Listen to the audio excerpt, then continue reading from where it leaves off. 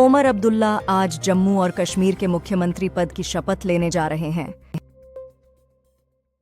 Karnataka high court ने कहा कि मस्जिद में जय श्री राम के नारे लगाने से धार्मिक भावनाएं आहत नहीं होती और आरोपियों के खिलाफ दर्ज मामला रद्द कर दिया। भारत कनाडा की जांच में सहयोग नहीं कर रहा है, अमेरिका का आरोप। पूर्व राजनयिक बोले कि ट्रूडो की वजह से भारत कनाडा संबंध सबसे निचले स्तर पर पहुंच गए हैं। राहुल गांधी, मल्लिकार्जुन खड़गे और प्रियंका गांधी बुधवार को श्रीनगर में उमर अब्दुल्ला के शपथ ग्रहण समारोह में शामिल होंगे। CTET दिसंबर 2024 की रजिस्ट्रेशन विंडो आज ctet.nic पर बंद हो रही है। सुरक्षा अलर्ट के कारण इंडिगो की फ्लाइट को जयपुर डायवर्ट किया गया। चेन्नई में दूसरे दिन भी बारिश जारी रही, जिससे कई इलाकों में जलभराव और ट्रैफिक जाम हो गया। लगभग 9 साल बाद किसी भारतीय मंत्री का पाकिस्तान दौरा। एस जयशंकर SCO मीटिंग में शामिल होने इस्लामाबाद पहुंचे। निक जोनस को प्राग में कॉन्सर्ट के दौरान लेजर से खतरा हुआ और वो डर के मारे स्टेज से भाग गए। जयशंकर ने पाकिस्तान के इस्लामाबाद में भारतीय उच्चायोग में सुबह की सैर की और पौधा लगाया। उदिता दुहान बनी हॉकी इंडिया लीग 2024-25 की महिला इवेंट की सबसे महंगी खिलाड़ी। बम की धमकी के कारण कनाडा डाइवर्ट हुई एयर इंडिया की फ्लाइट अब शिकागो के लिए रवाना हो गई। इंडिगो की मुंबई दिल्ली फ्लाइट को बम धमकी के बाद अहमदाबाद डाइवर्ट किया गया, जो बाद में झूठी निकली। पिछले 2 दिनों में 10 भारतीय उड़ानों को बम धमकी मिली, जो बाद में झूठी साबित हुई। मुंबई के लोखंडवाला कॉम्प्लेक्स में 14 मंजिला इमारत में आग लगने से 3 लोगों की मौत हो गई। कनाडाई एयरफोर्स का विमान बम धमकी के बाद फंसे एयर इंडिया यात्रियों को इक्वालिट एयरपोर्ट से शिकागो ले जा रहा है।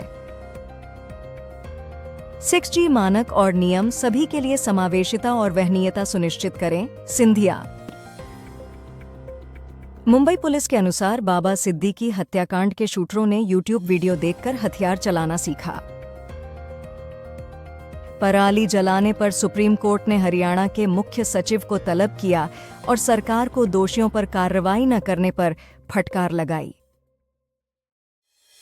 बिहार के सारण में नकली शराब पीने से 1 की मौत, 2 अस्पताल में भर्ती।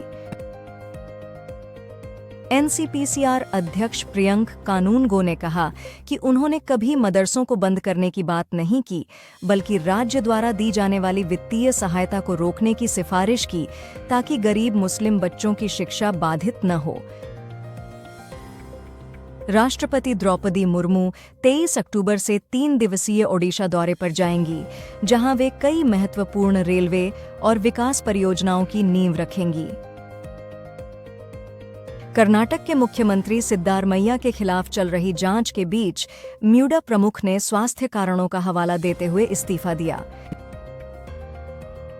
आवामी इत्तेहाद पार्टी के अध्यक्ष इंजीनियर राशिद का दावा है कि PM मोदी ने फारूक और उमर अब्दुल्ला से सलाह मशविरा करने के बाद अनुच्छेद 370 हटाया।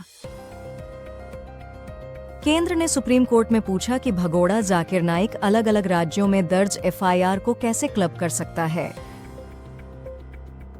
हरियाणा, नायब सैनी को BJP विधायक दल का नेता चुना गया।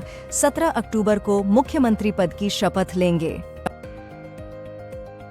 S जयशंकर ने SCO मीटिंग में कहा कि आतंकवाद और उग्रवाद के चलते व्यापार और ऊर्जा जैसे क्षेत्रों में सहयोग मुश्किल है। जम्मू कश्मीर के मुख्यमंत्री उमर अब्दुल्ला ने जम्मू विधायक सुरिंदर चौधरी को अपना डिप्टी बनाया। अकासा एयर की फ्लाइट QP-35 बम की धमकी के बाद दिल्ली लौट आई। IPL 2025 में मुंबई इंडियंस ने पूर्व भारतीय गेंदबाज पारस म्हाम्ब्रे को गेंदबाजी कोच नियुक्त किया। प्रधानमंत्री मोदी ने कहा कि केंद्र जम्मू कश्मीर की तरक्की के लिए उमर अब्दुल्ला और उनकी टीम के साथ मिलकर काम करेगा। पीएम मोदी ने बीजेपी के पहले सक्रिय सदस्य के रूप में अपनी सदस्यता नवीनीकृत की और सक्रिय सदस्यता अभियान शुरू किया। बीएसएफ ने भारत बांग्लादेश सीमा पर घुसपैठ की कोशिश नाकाम कर 4 बांग्लादेशियों को नकली आधार कार्ड के साथ गिरफ्तार किया। मायसूरू अर्बन डेवलपमेंट अथॉरिटी (MUDA) के चेयरमैन और मुख्यमंत्री सिद्धारमैया के विश्वास पात्र मारेगौड़ा ने भूमि आवंटन में अनियमितताओं के विवाद के बीच इस्तीफा दिया। मुख्य चुनाव आयुक्त राजीव कुमार का हेलीकॉप्टर पिथौरागढ़ में इमरजेंसी लैंडिंग करता है, लेकिन सभी लोग सुरक्षित हैं। जम्मू और कश्मीर के मुख्यमंत्री बनने के बाद उमर अब्दुल्ला ने कहा कि उनकी यात्रा के दौरान जनता को असुविधा से बचाने के लिए कोई ग्रीन कॉरिडोर या ट्रैफिक रोक नहीं होगा। नाइजीरिया के मजिया गांव में फ्यूल टैंकर विस्फोट से 90 से ज्यादा लोगों की मौत हो गई। केंद्र सरकार ने 2025-26 रब्बी सीजन के लिए न्यूनतम समर्थन मूल्य (MSP) बढ़ाने की मंजूरी दी। कैबिनेट ने केंद्रीय सरकारी कर्मचारियों के लिए महंगाई भत्ते में 3% वृद्धि को मंजूरी दी। मेरे बेटे की वापसी हुई है। अभिनेता दर्शन केस के पीड़ित के पिता ने पोते के जन्म के बाद कहा,